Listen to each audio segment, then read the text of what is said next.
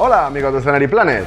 La mayoría de nosotros jugamos a varios sistemas de juego diferentes con temáticas muy dispares y en estos casos contar con una mesa de juego versátil que funcione bien tanto visualmente como a nivel jugable con todos ellos resulta muy interesante. Así que hoy vamos a presentaros una de estas colecciones de escenografía menos específicas pero más versátiles. Se trata de un conjunto que hemos diseñado y construido especialmente para The Drovit Hobby Store, vuestra tienda de confianza en Barcelona. Nuestros amigos de Drovit tienen montadas de manera permanente algunas de las mesas más espectaculares de Scenery Planet para que podáis disfrutar al máximo durante vuestras partidas, así que no dejéis de visitarlos. Tenemos muchas cosas que contaros sobre este conjunto, así que si os parece, vamos a verlo en profundidad.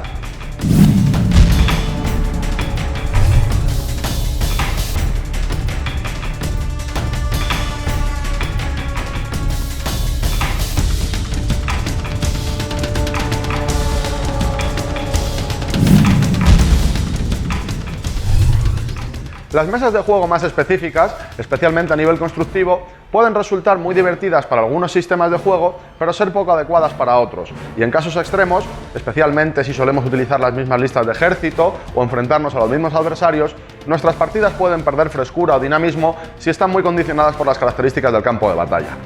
En esta ocasión, nuestros amigos de Drovit tenían muy claros los requisitos que debía cumplir la siguiente incorporación a su colección de mesas de juego. A nivel estético, necesitaban un set que funcionase bien, tanto con temáticas de fantasía, medievales, históricas, etc., como con ambientaciones de ciencia ficción, por lo que preferían que todas las construcciones fuesen de piedra, con cierto toque atemporal que encajase bien con cualquiera de estas ambientaciones. A nivel de juego, necesitaban un set más convencional que los que ya tienen, con una mesa de juego completamente lisa y una colección de elementos móviles que les permitiese escoger la densidad de escenografía en función de la partida, utilizando por ejemplo menos elementos en aquellos juegos en los que los regimientos necesitan más espacio para maniobrar, etc., o colocando más elementos para aquellos sistemas en los que la densidad de escenografía es determinante durante las partidas. Tenemos una mesa de juego estándar de 1,80 por 1,20, como es habitual, divisible en 3 módulos de 60 por 1,20, con nuestro sistema de ranura y lengüeta, que mantiene los módulos perfectamente fijos durante la partida, evitando movimientos involuntarios y demás, laterales guarnecidos en DM para un acabado sin imperfecciones y perfectamente liso.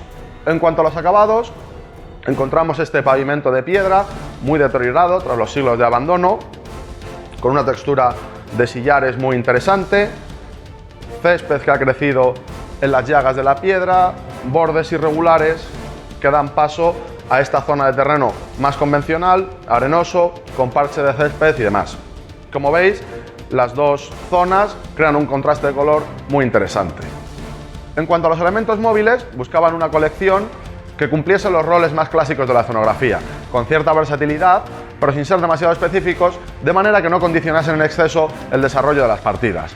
Por ejemplo, los elementos con terrazas o azoteas con mucha altura pueden convertirse en nidos de águila para francotiradores o unidades potentes de disparo, haciendo virtualmente imposible para el oponente neutralizar esas amenazas, lo que puede llegar a desequilibrar la partida y dar al traste con la diversión, cosa que en este caso quería evitarse a toda costa. Así que tenemos varios grupos de elementos que cumplen diferentes funciones y que se complementan muy bien entre sí. Vamos a ir viéndolos más de cerca.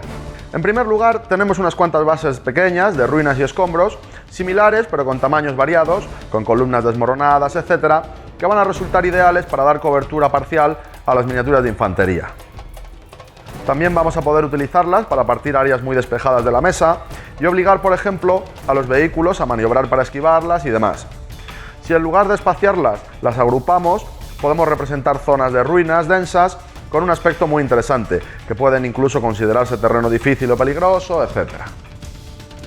El siguiente grupo de elementos lo forman estos obeliscos, que resultan también muy prácticos.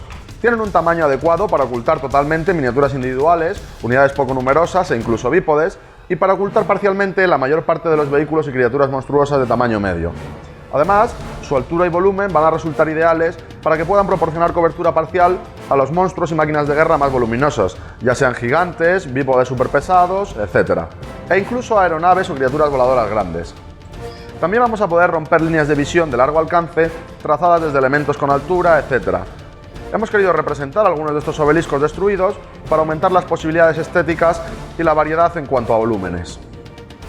Actualmente hay en el mercado una gama creciente de minijuegos que también pueden beneficiarse de este tipo de elementos con altura, pero no demasiado volumen, Por ejemplo, aquellos de combates entre bípodes superpesados o enfrentamientos de fuerzas aéreas, etc. Por lo que cada día resulta más necesario contar con este tipo de elementos en cualquier colección de escenografía. Por otra parte, tenemos estos dos templetes con un tamaño mayor y un diseño común para ambos elementos, aunque en uno de los casos lo hemos representado parcialmente destruido. Cuentan con una plataforma elevada de buen tamaño, con altura suficiente para bloquear completamente las líneas de visión a la infantería a nivel de suelo, con escaleras en diferentes puntos para acceder a la parte superior, etc. La plataforma es amplia y vamos a poder colocar un gran número de miniaturas sobre ella, por lo que sin duda va a ser el centro de combates encarnizados cuerpo a cuerpo. El diseño con columnas ofrece además puntos adicionales de cobertura y los tiradores más osados van a poder colocarse en la parte superior para tener una visión más ventajosa del campo de batalla.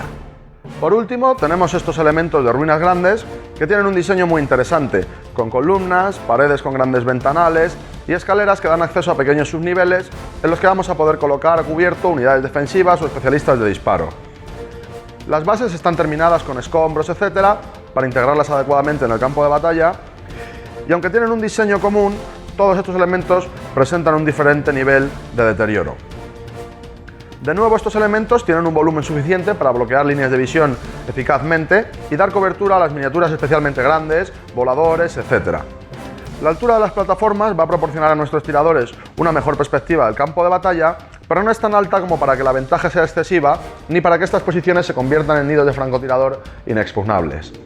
Tanto las bases como la escenografía en sí, en todos los elementos que hemos visto, han sido fabricados íntegramente en DM, súper resistente, para ofreceros la solidez y durabilidad que solo Scenery Planet pone a vuestro alcance.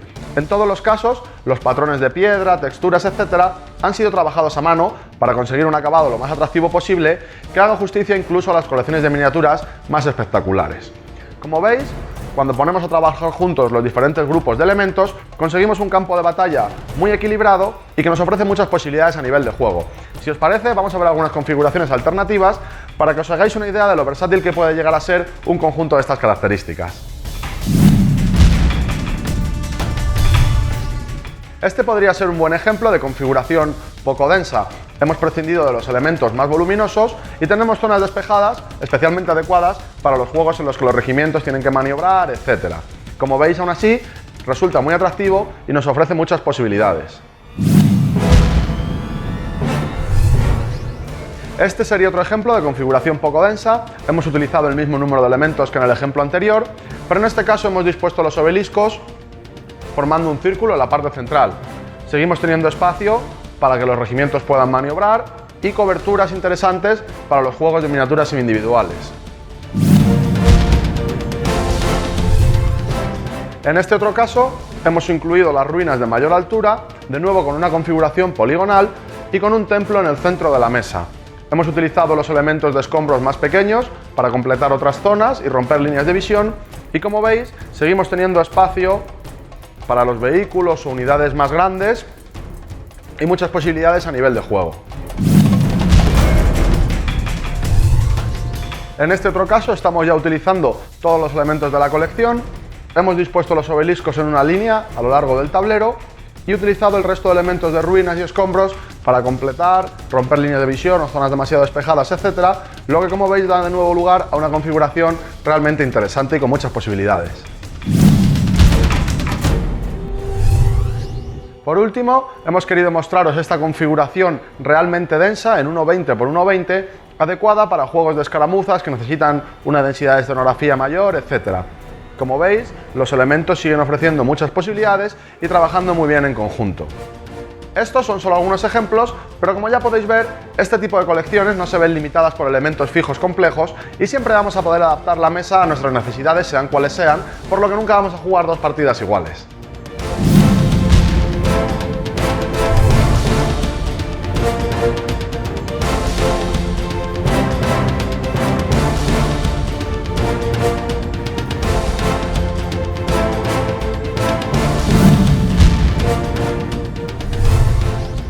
Aunque constructivamente es un set menos complicado que algunos de los que solemos presentaros, como veis, con las miniaturas ya desplegadas, el resultado final es igualmente espectacular. Colecciones como esta nos ofrecen toda la versatilidad que ya hemos visto, a la vez que evitan configuraciones repetitivas o poco adecuadas si los vamos a utilizar con diferentes sistemas de juego. Como ya sabéis, con Scenery Planet, el diseño y el número y tipo de elementos siempre van a poder adecuarse a vuestras preferencias y necesidades. Recordad también que colecciones de escenografía genéricas como esta siempre pueden ampliarse a posteriori con lotes temáticos más específicos para que vuestras colecciones de escenografía crezcan al mismo tiempo que lo hacen vuestras colecciones de miniaturas. Como es natural, el presupuesto necesario para ejecutar proyectos más sencillos como este que hemos visto va a ser sensiblemente inferior que en el caso de encargos más complejos o voluminosos, por lo que este tipo de colecciones son la puerta de entrada ideal a la escenografía a la carta para los jugadores con presupuestos más modestos o que prefieren un desembolso más escalonado en el tiempo, con una mesa de juego versátil para empezar a jugar en un entorno impactante que poder ir ampliando más adelante con lotes temáticos a medida que evoluciona la historia de sus partidas. Recordad que para disfrutar de esta mesa de juego solo tenéis que acercaros a The Drovit Hobby Store en Barcelona, donde vais a poder comprobar de primera mano los acabados y la resistencia de nuestros trabajos en esta y otras espectaculares mesas de juego fabricadas por Scenery Planet. Y esto ha sido todo por hoy, amigos. Como siempre, recordad que en nuestra página de Facebook y en nuestro canal de YouTube vais a poder encontrar galerías fotográficas, así como otros reportajes sobre otros de nuestros trabajos, para que no os perdáis ningún detalle. Esperamos, como siempre, que hayáis disfrutado con este reportaje y hasta la próxima.